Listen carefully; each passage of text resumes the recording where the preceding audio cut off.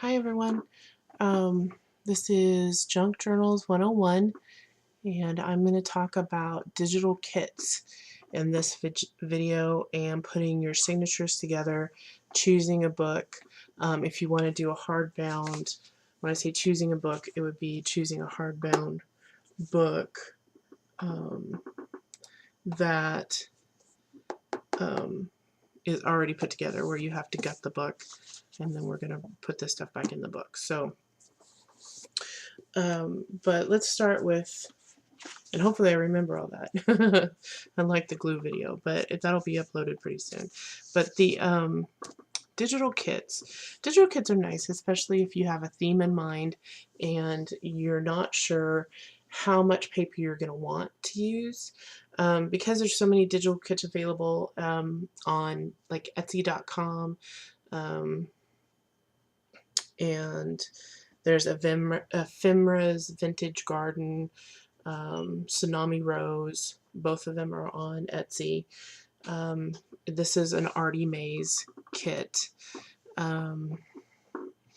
There's a lot of different digital designers out there that are available to use. You can mix and match your kits all you want. So the good thing about it too is you download the kit, and once you purchase the kit, then you can print it out.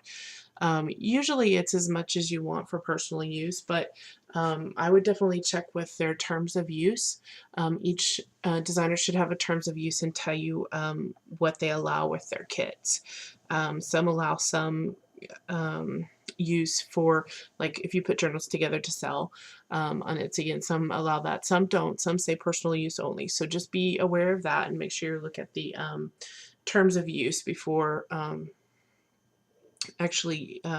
you can usually look at that or ask the creator before you purchase the kit if you're concerned about it. So okay, so you have a kit, you've printed it out.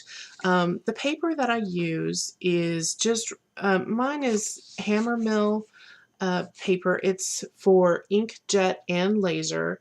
It says it's optimal for you know, best picture, those type of things, clear printing, those kind of things. It is 24 pound. No, normal, everyday, regular copy pound paper is 20-pound paper, but I like the 24-pound. It's just a little thicker. It has a little bit more weight to it.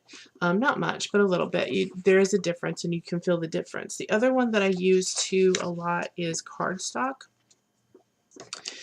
And this cardstock seems to be more cream. I usually use a bright white like I do the paper, but this one is a cream color. But I like cardstock for tags, for envelopes. Sometimes I'll use a 30-pound regular paper or 32-pound regular paper for envelopes, and that works out really well. For anything to do with cover, like what the covers are going to be, I'll print on cardstock. And anytime like tags and whatnot, anything that's going to be moved in and out of the book, those type of things, I like a little bit more weight to them. Now sometimes I will print them on a regular sheet of paper and then take a piece of cardstock, and then what I'm going to do with this is I'm going to glue this to the cardstock so it's lined on both sides, but then it also gives this a little bit more weight so that it's not flimsy. So when you're taking out, opening up, writing in it, those type of things, that it has a little bit more weight to it and it'll hold up a little bit longer. But that's not necessary. That's just a personal preference of mine. So now I do take my sheets that I have printed out for the pages. This one I will trim off the edges. Now I will talk about the edges here real quick. My printer, when I tell it that I'm using plain paper, plain copy paper, it says, okay, well, you're using plain copy paper, you have to have a border. And so it prints me a border on all of my papers. And that doesn't bother me too much. It makes sure that I get the whole image on the paper. If you don't want it to print with the border, go into your settings, and if you choose like a presentation matte paper or a photo paper or something like that, it gives you, my printer gives me the option to select borderless. Now every printer is different. I have an Epson Artisan 730 printer. It is an inkjet printer.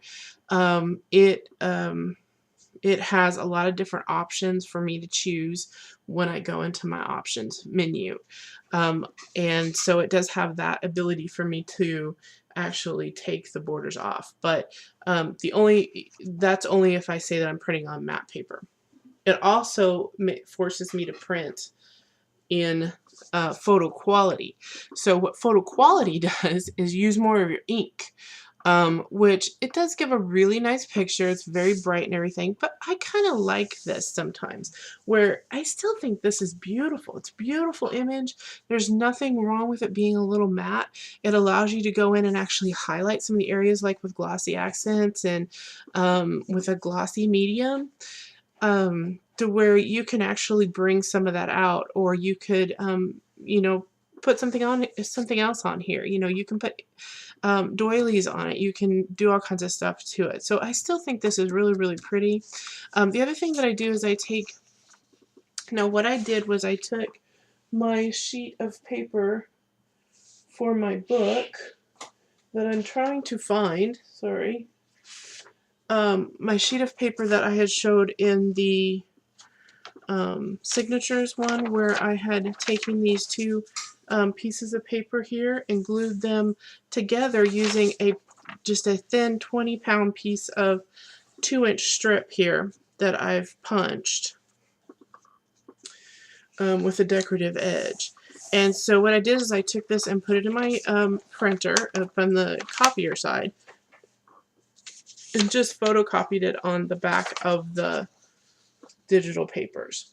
Now this kit comes with a lined piece of paper, but I didn't want to, the lined piece of paper has color on it, so I didn't want all that color. I didn't want to use all that ink. So that's what I did, was I did that. You can also, you know, lay out one of the composition pages out, lay that out.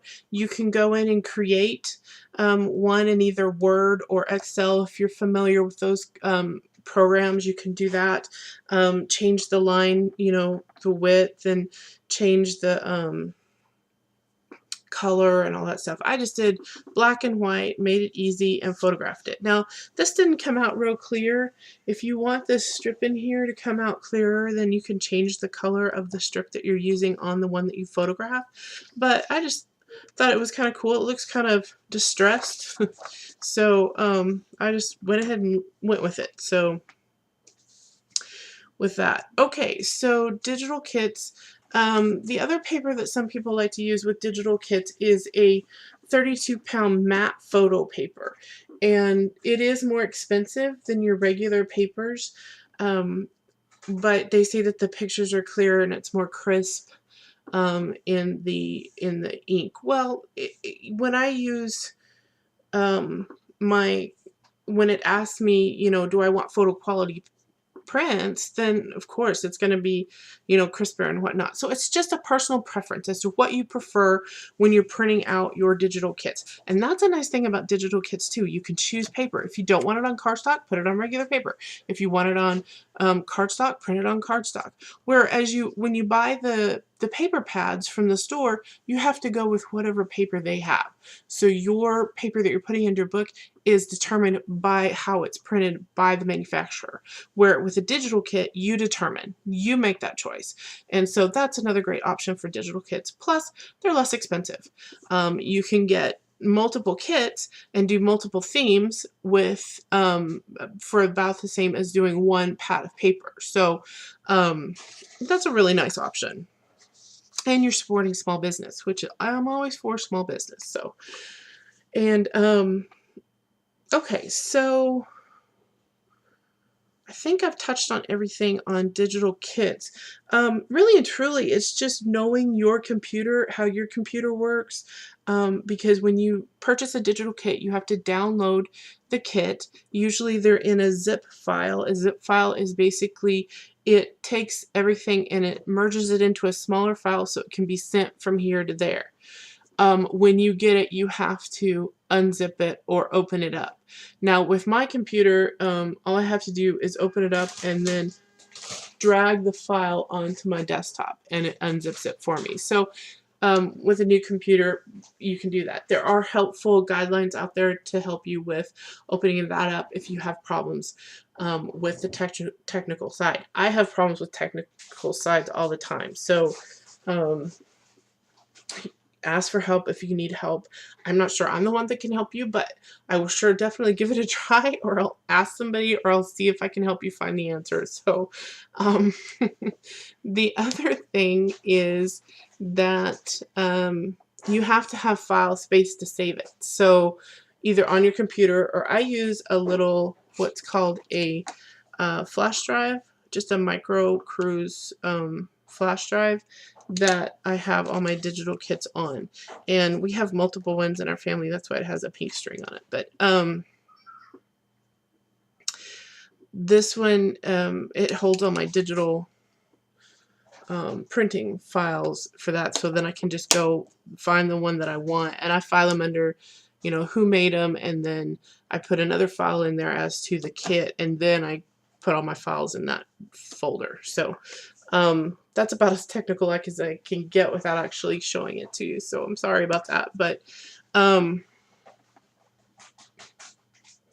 okay, so on the digital kit, one thing I wanted to do was show how I pick the size. Normally it goes from the size of the digital kit. Now, if I have a book in mind and the book is smaller than the digital kit, I have the option on my computer to say, okay, I don't want you to print at this size, so 8.5 by 11 size. I want you to print like 8 by 10, or I want you to print 5 by 7 or 4 by 6. I can go down to little wallet size photos. In your printer options, you have the ability to say, you know, this is the size that I want it to print at. A lot of people do. If your printer doesn't have that, you might see if there's a way that you can reduce it. Like if you have a copying part on your computer where you can reduce from 100% to say 75% and get them to shrink down to where you can fit them into your book. The other option you have is just cutting them down. And you can do that by just folding them and then cutting them off, and then inking the edges to match so that it all matches. I still have, when I cut mine, a lot of times I'll still have white edges around the border, and so I'll go in with ink and actually cover that up. And I'll show you that later, a little bit later in another video. I don't want to do too much because I have a tendency to talk too long for this, so I don't want it to be where you have to sit down for a whole 3 hours to watch something. So because we're all busy, right? Okay, so what I usually do is I take my digital kit and I cut it down, and what I do is I have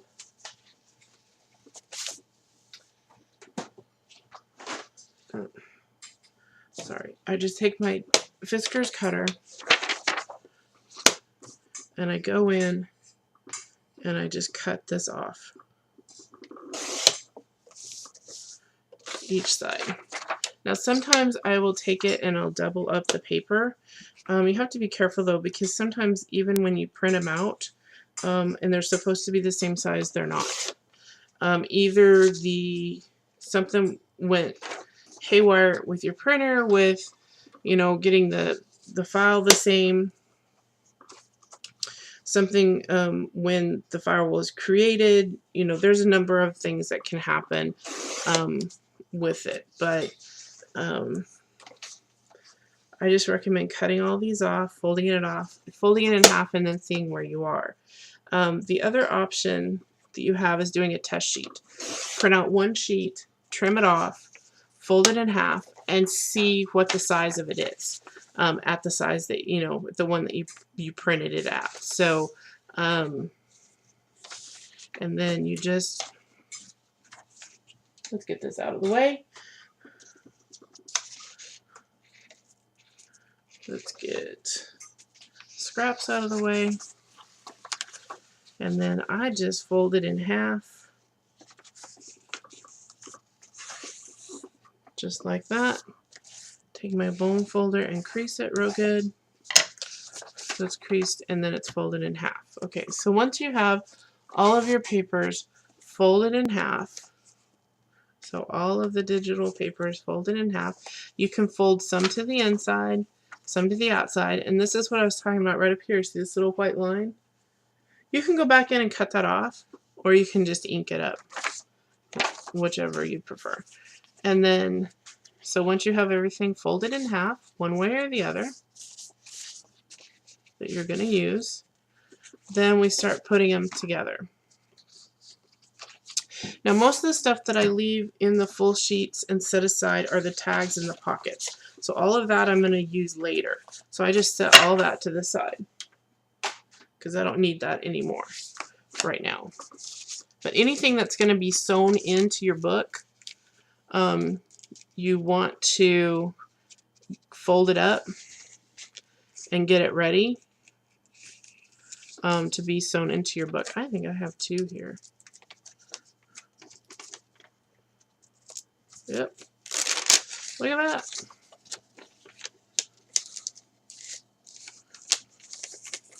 It just wasn't acting right. Another good thing too is a lot of times with my digital kits, I'll print the pages, especially if there's a page that I like, up to two times to go on my books if I need extra pages, or I'll just add extra pages from, say, a composition book or something like that to go in, or pull graph paper to go into the book. I do use these papers like before. Whoops, can't see that. Okay. These papers, receipts, like I went over with the signatures, when you're just doing a signature. The sketch paper, the resume paper, and then the composition notebook paper. So, and as you can see, I cut this composition notebook paper down. Okay, and let me show you how I do that real quick. You can get papers to cut down to any paper, the composition paper, anything you're going to put in your book. This is how I cut it down. So I take my paper, and the first thing I do is I make sure it'll fit in my book. So I lay it on here, and I go back to the spine, almost to the spine, and I see what I have. So as you can see, I have a little bit of edge here. Okay, and here. Now, the book will be, when you sew, if you sew it directly into your spine, of course this is going to be sewn into your spine, you're going to have a little leeway. If you put another piece of paper, either watercolor paper or something that you sew your signatures into, then it's going to be a little bit off the edge. That's why I take it a little bit off of this edge and make sure I'm still going to have enough to cover the edge of the paper, because you don't want your papers hanging out. There is a fix for that. If your papers are hanging out, we can fix that. So that's not a problem. Now, as you can see, this one's a little bit short for this book. You're going to find that when you have books that are